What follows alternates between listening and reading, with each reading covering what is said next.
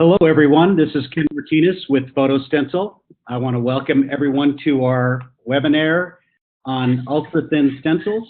Thank you all for attending today. It's November 3rd, and I'd like to open up by just giving you a quick introduction of Stencil, as well as an introduction of Dr. Phani. Stencil, as you can see on the slide, is a leading manufacturer of stencils. We're known for our technology and innovation leadership, and it all started in 1979 with Dr. Coleman, who helped pioneer this industry. And beyond that, we want to let everybody know on the call that Stencil is now in a brand new facility, a 35,000 square foot clean facility that we're quite proud of in Golden, Colorado, not far from the Coors facility here in Golden in the foothills of Colorado. So I additionally would like to now introduce Dr. Phani. Dr. Phani has a doctoral degree in material science and engineering from the University of Texas. Her undergraduate degrees were earned in India in material science and technology and mechanical engineering, and she's a senior member of the IEEE. So with no undue delay, I'd like to introduce Dr. Phani. Thank you, Ken. Hello, everyone. Good morning. So thank you, Ken, for that introduction. So right now, it's almost time for our webinar, so let me go ahead and start the topic. So the topic for today is ultra-thin stencils. So I'm also going to give a brief intro and applications regarding ultra-thin step stencils as well, as they both go well hand in hand for most of the applications. So before I go to the ultra-thin stencils, I just want to give a big background why we are thinking about these stencils. And everyone on the who are participating in this webinar, I would really like to thank you for your time and your interest. And at any time you have your questions, you may type at the chat window that comes on top of the screen, or you can email us as well. So we can get back to you on with the answers to those questions, and we'll work with you on that. So now coming to the webinar, back to the webinar. So we all know that the packages are shrinking day by day. The ones which are very huge computers then came back to the laptops and iPads and notepads, and then phones, and now wearables. So the package dimension is shrinking day by day. So what this means is the die footprint is decreasing. The components that we are using on these packages are decreasing day by day. So they are getting smaller and smaller. Again, what this means now to us is this needs very fine pitch printing. We need to now print solder paste through the pads, on the pads that are too small, and through a stencil which is very thin, extremely thin, so we are not over printing. Too much of paste will cause bridging and short circuit. So we need to enable extremely thin stencils, and what this means is any slight variation in the solder paste volume can lead to the process defects or the process yield issues. So what this means is we are now tied up with our process window, very tight process window, and we need to get the extremely excellent process control. So, Stencil here, we worked on these requirements, and we are every day the R&D team here at Stencil and the applications engineering team works with the customers and try to understand the needs in the industry and develop excellent solutions to meet your requirements. So with that, let's go and see what's about step stencils. So in the previous slide, we have seen why we would require an ultra-thin stencil, and now let's see what about the step stencil. Of course, I am very sure most of you already know why would we require a step stencil. I just want to touch base very slightly on this. So mostly the components, when they are small, we would require smaller apertures, which means we require very small area ratio. Not the smaller area ratio, maybe I should correct it on this slide. It requires the area ratio has to be still kept constant, but it's a smaller thickness is what I wanted to mention. I'm very sorry about this typo here. So the small, as the component size decreases, we need to enable very extremely small thicknesses. So with that small thicknesses, we are getting a smaller area ratio. Here. So what this means is we are leading to insufficient paste release.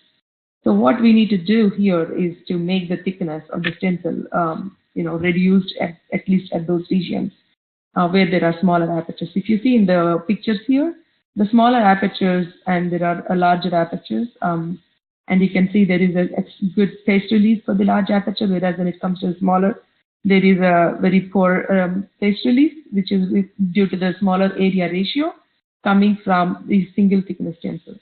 So now if we enable a variable thickness, so in one stencil the thickness varies, so that the area ratio now is kept constant in both smaller apertures as well as the larger apertures, we would definitely get excellent paste release. So the reason behind the step stencil, so I want to give a brief, another elaborate description on the requirement of the step stencil. So here, if you can see, to print a larger pad, on the larger pad, we typically use extremely thick stencils, depending on the pad dimensions and the solder paste volume required. And when we are using the similar thickness to print for the smaller components, this would lead to the insufficient paste release. This is because of the area ratio. So if any of the attendees, if you are not sure about what the area ratio means, I can I can work with you offline on explaining what that means. But I hope most of you, since you are already in the print industry or packaging, you already are aware of what this area ratio means. So, so having a thicker stencil to print for the smaller pads would lead to insufficient paste release and thereby a dry joint.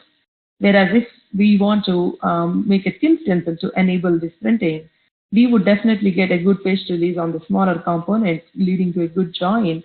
However, for a larger component, the amount of paste now is very small because it is ruled by the thickness of the stencil now. So we would get very insufficient paste release, leading to the lean joint. That means it impacts the reliability of the component, or sometimes it also leads to an open joint here. So what would be the solution of this? So so typically the purpose of this ultra thin step stencils is to enable ideally even the step stencil. It need not be ultra thin, but in this case, since the package sizes are shrinking day by day, the stencil itself is extremely thin. And now we have to have another step on this. So that's why we call it as ultra thin step stencil here. Now to enable, what the purpose here is to enable optimized solder paste using a single stencil to print for the large pads as well as miniature components, extremely small components. So that's one of the main purpose of this this step stencil. And it also provides relief for the already printed flux or paste, or if we are doing a dual material printing, like if we are printing flux and then we want to print paste on the other rest of the region, so we need to provide some relief for the already printed flux. So that's one of the purpose of this step stencil. And there is also certain cases where the board might have already existing components. There might be some capacitors already assembled or some other passives that are already assembled on there, or we may be printing into a smaller a slightly smaller cavity kind of thing. So in that case, we need to provide some relief for the already existing components on the board. So for these, if you see this board here, we can definitely, what I was telling in the previous slides, we can already visualize that. So we have a variety of pad dimensions here, or different sizes of pad here, going from very small to very large pad size. So if we have to enable printing on this kind of a board, we definitely need to take help of a step stencil. And now when we are assembling very small packages, very small components, now the thickness has to be extremely thin and it should also have a step on top of it. So that leads to ultra thin step stencil in this case. So with that background, I just want to see how the area ratio matrix, so you can have a better understanding. Suppose, for example, if I am printing it using a 2 mil thick stencil, I'm printing into a 6 mil aperture. I have an excellent area ratio, which is 0.75, thereby enabling better printing.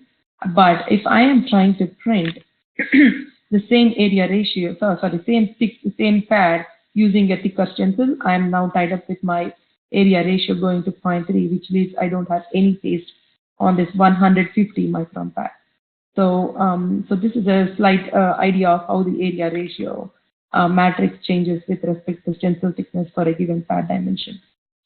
So now, as I was detailing in the earlier slides, now to enable printing for different pad dimensions, we are using is step stencil, which is an electroform stencil with local thickness variation.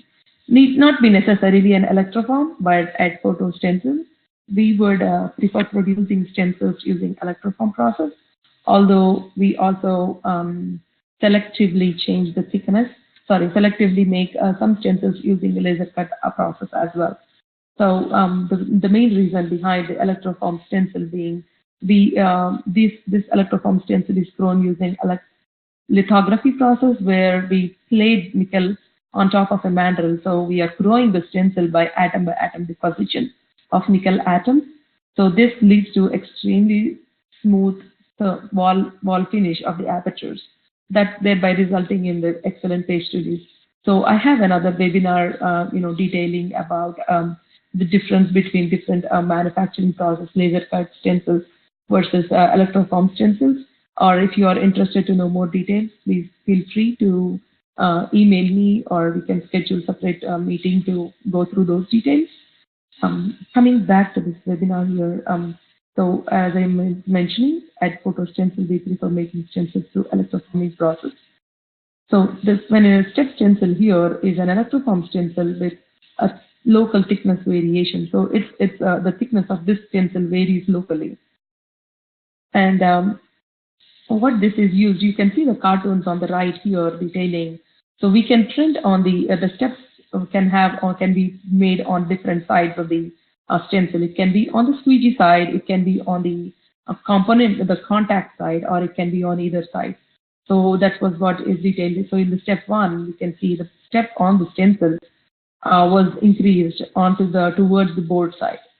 So this leads to extra paste volume and at the same time providing relief to this, if this is an existing component on top of the board. So it provides relief as well as through a greater thickness. So if this is another region, this is another example where we are enabling multi-level printing. So this is on top of a surface and then also at a lower level on the board surface. So so we can have a step on both on squeegee side, on the contact side, on both sides, so that we can play with the area ratio and also the paste volume that is required for a particular application. So these again also provide relief for barcodes that are present on the board, or in case of a 2-print stencil, which I will discuss in the next slide, which this is also an excellent stencil that can help for printing different materials on the same board. So at Photo Stencil now, when it comes to the ultra-thin stencils, why are we calling these ultra-thin stencils? What is our capability here? So Photo Stencil actually manufactures these stencils with to thicknesses as low as 12 to 15 micron, around half mil thick.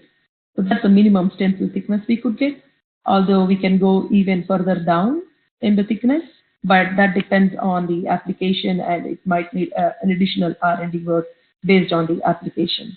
So now typically stencils with thicknesses 3 mils to lesser than that, we call them as ultra thin stencils, and we use a different nickel here. We call it as extra hard nickel or Ni-X to make these stencils. So what this stencil does is because of its thickness, the packing of nickel in the stencil is more tighter, providing extra hardness to the stencil. So when the thickness is greater than 3 mils, this is a standard nickel electroform stencil that is used for regular printing purposes. But when it comes to ultra thin, the thicknesses are extremely lower, 3 mils to half mil thick. And on top of it, if we are growing a step on top of the stencil, these are also again grown by electroforming process. The steps again can be controlled to a thickness of half mil. So on a half mil stencil, we can grow an additional half mil step. Or there's also we can also provide some relief pockets by etching process on this stencil. Now we can use a 1 mil thick stencil and etch it by half mil to provide a half mil release pocket. So that's what I was trying to indicate in my last bullet here. So we can, the etching process also, the minimum thickness we can etch down is half mil again. So that, so by this way, we are able to control the print variation in the board, on the board, sorry, extremely to a fine level. So with a half mil change in the thickness, you can imagine how much effectively we can control the paste volume that is being printed on the board. So these are some of the examples we have here, the relief etch which we provided for some traces existing on the board. And we also here make some blades based on the design, based on the step thicknesses. We make the blades matching the step and location as well as the dimensions. So now, what are the applications? Where do we typically are shipping these stencils to? So one of the most important application we have, we are seeing these days, extremely demanding application and growing requirements for these, is to print on very fine pad size and tighter pitch combinations. For example, if we can make stencil to print on a 90 micron pad to go on a 180 micron pitch, which means the spacing is 90 microns, or it can be 80 micron pad and 160. So having said that, is that the only thing we can meet? No, we can go further down. We can print on even smaller pads, but that depends on the requirement.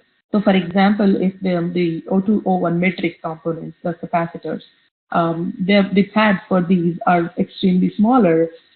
In some designs, we are seeing that the customer is requesting for a 75 by 100 micron aperture size. So we are able to do that smaller aperture size as well. So different pad sizes requires different, again, apertures, and the ultra thin stencils. Because of them being so thin, we are able to get extremely smaller pad size and extremely tighter pitch, and also at the same time maintaining good area ratios. Therefore, we are enabling the fine pitch printing. So other potential applications for these could be the shadow mask for the display screens. OLED displays, they require around like 35 micron apertures, which are extremely stacked in tighter space. Like for example, on a phone screen, we can see around 500,000 apertures possibly in that 1/4 the size of the phone screen. So with the 30 micron, they're so closer. So you can imagine how much smaller the apertures and how close they are packed together. So this is an application of the ultra thin stencil that we are getting these days. And there's also another requirement for RDL printing. So this is, it's not in the final stage. It's still, we are working with few customers on enabling this. So what this means is we are now, instead of printing on the pads, we are now printing as traces. So extremely thin traces with, for example, 30 micron trace with 30 micron spacing. At this point, we are not going even finer than that, but although we are still doing research from our end. And this example, I have provided another example here, where one of the customers has used a laser cut stencil to enable the printing on 90 micron pad with 180 micron pitch. And you can see the print volume, the paste deposits having this uneven paste deposits here. This is one reason could be coming up from the rough surface of the laser cut apertures. So the paste release is not effective, and this slight variation in this paste volume, because the pads are extremely small and the pads are so closely spaced, any such variation could lead to process yield issues. So this so if you see the electroform paste printing, you can see how the uniform, the paste print is looking here, and even on the 90 micron spacing locations. So this gives a better process control, and thereby we have a good process window in this case. Whereas here we are much tied up with the paste volume variation here, leading to the process yield issues. So the next example would be the ultra thin step stencils to be applied for printing on non-solder mask region and solder mask region at the same time. For example, if I'm printing on a pad, on the pads which are in the solder mask and non-solder mask, because there is not enough gasketing in this region, we are seeing some print offsets and there's no print or sometimes very little print on this. So what this means is this definitely calls for a step stencil. Now the step thickness has to be extremely smaller, as thick as the solder mask here. So which is like 15 to 20 micron thick step. So in this case, so you can see another stencil where we used a step stencil here with the step just equal to the solder mask, and we are able to finally locate the excellent printing or page release in the areas of the pads located in NSMD, and at the same time also printing on the SMD region. So there's no offsets, there's no. So what this calls for is printing on the for the NSMD window, the pad for the NSMD windows. So there is also a requirement for QFNs for such kind of stencils where we need to reach down the solder mask opening and thereby have good gas setting and be able to print effectively there. And then the other application is a two-print stencils where, as I was mentioning earlier, we are printing solder paste and flux on the same board. So for example, we have printed a flux here on this board, and now the second stencil comes to print a solder paste. In this case, the relief we are providing is extremely small because the thickness of this flux could be 2 mils, or sometimes after print it could be 1 mil, 1.5 mils. So the relief has to be extremely small, and at the same time, we do not want too much of paste or flux or glue, either any component or ink to be printed. So we definitely want to control the thickness of this stencil as well. So it could be a 3 mil thick stencil or 2.5 mil thick stencil with a 1.5 mil release area. So this thereby enables a two-print process. Of course, this requires a 2 inline printers though, but this is also possible by this step stencil. So this is one of the example of the step stencil we have produced. If you can see here, the apertures here are around 150 microns, and there is a relief pocket that was provided for the already printed flux, and the spacing between this aperture to this relief wall was only 40 microns. So there's extremely close spacing of the apertures to the relief pocket. It can also be enabled by using the ultra-fine stencils. Now this is another cartoon which shows what are the different possibilities of this ultra-thin step stencils, or you can, if you remove the step, it could be an ultra-thin stencil. So so you can see the step here is on the squeegee side, and the thickness of this stencil, the base thickness is 15 microns to 25 microns, and a step is grown so that the overall thickness in the step area is only 35 microns to 50 microns. So you can also see a contact side step, and also a squeegee side, a squeegee side step or the contact side relief. So there are different possibilities. Again, just I was detailing in the other slide. So what this finally leads us to is we would be able to make a stencil which is extremely thin and which also enables fine pitch printing. Thereby we can print for the larger pads for the CSCs, and at the same time also providing extremely small apertures and providing relief for an already printed material on the board, or printing for different kinds of pads like SMD or NSMD. And we can also get extremely challenging and fine distance between the apertures, as well as step wall to the closest aperture. And the step thicknesses here, you can see we were able to get to as low as 13 or 0.5 mils, which is 13 to 12 to 13 microns.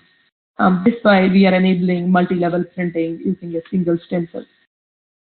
So with that, I just want to conclude the step stencil. Of course, every application is different. You might be printing a different kind of paste for different applications, or flux in certain case, or inks in certain case. So this stencil design has to be dialed in for every application. Apart from that, I also wanted to give a brief introduction about our other products, which are like 3D stencils, where we are providing a relief on an existing component, extremely thick component. Suppose if there is an already assembled a die on a board and we are printing on all 4 sides of the die. So we would definitely require a 3D stencil. In sometimes, again, this is what we have already discussed, like ultra-thin stencils and step stencils. And then the cavity stencils, where we are printing into very deep cavities. these cavities, we are seeing the requirements as anywhere from 500 micron deep cavity to 1 millimeter deep cavities also. So we are printing. So this is for mostly embedded applications, embedded packaging. So when we are trying to save the Z height in this case. And then the wafer bumping stencils where we do the space print or ball drop. So I have also included ball drop here. So we are doing a ball drop on the wafer level or panel level. And then the shadow mask for OLED package, OLED, deposition. And there are various varieties of R&D stencils. Again, we deal with case by case with respect with each and every customer. So we would love to work with you hand in hand, and and DOEs, we have R&D team here, and also applications engineering, which work with you on designing the DOEs as well as work with you through the execution and any design changes that required. We will we have our CAD engineers as well who can give you excellent ideas with their extremely excellent expertise here. They've been working for many years with the photo stencil, so we definitely treasure their experience. So we would be willing to help your and any of your applications. And with that, I would like to thank you. And this is just I wanted to introduce our step stencil, our ultra thin step stencil technology. If you have any questions regarding this, please feel free to ask me, or you can also email me through, you have our email IDs. Ken is our sales executive who will be working with each of your, for any stencil requirements. You can work with him or with me as well on your requirements. So I would welcome. Thank you, Dr. Phani. So this gives us the opportunity for anyone on the line to ask questions. I've unmuted you, and I do have a few questions that have been submitted already, Dr. Phani. Sure. The first one is, what is the minimum pitch and pad size on these stencils that Photo Stencil can provide? So definitely, it depends on the stencil thickness. Typically, if the stencil thickness is extremely small, like for a 15 micron thick stencil, we could go to apertures around 30 to 35 micron.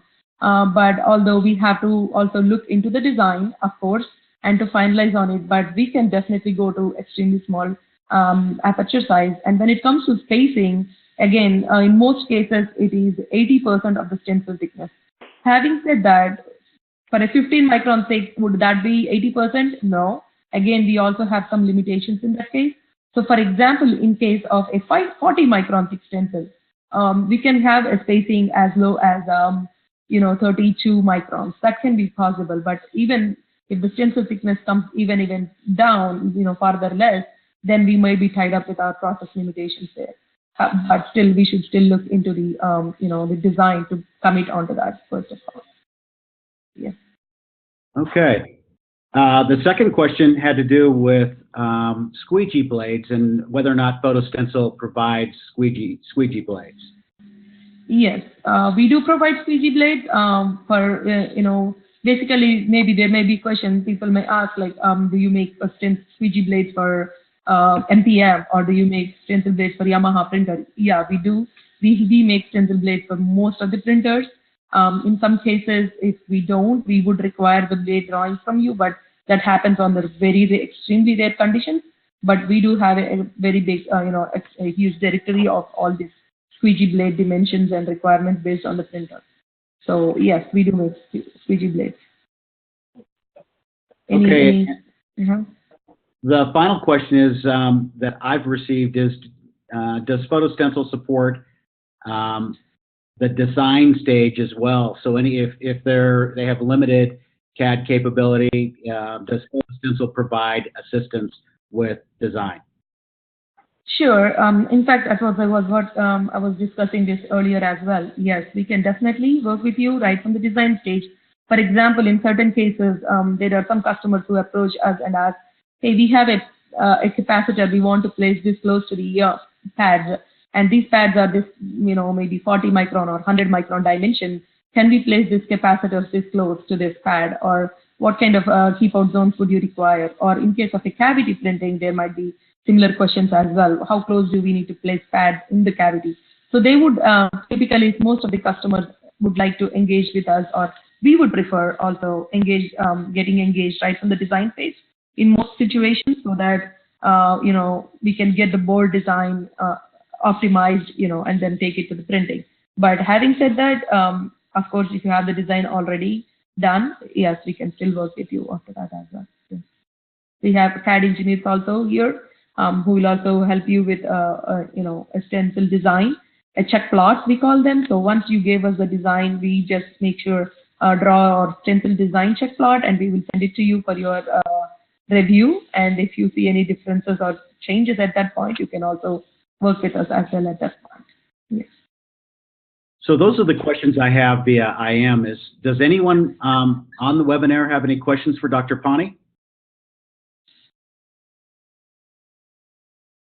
You're welcome to speak up.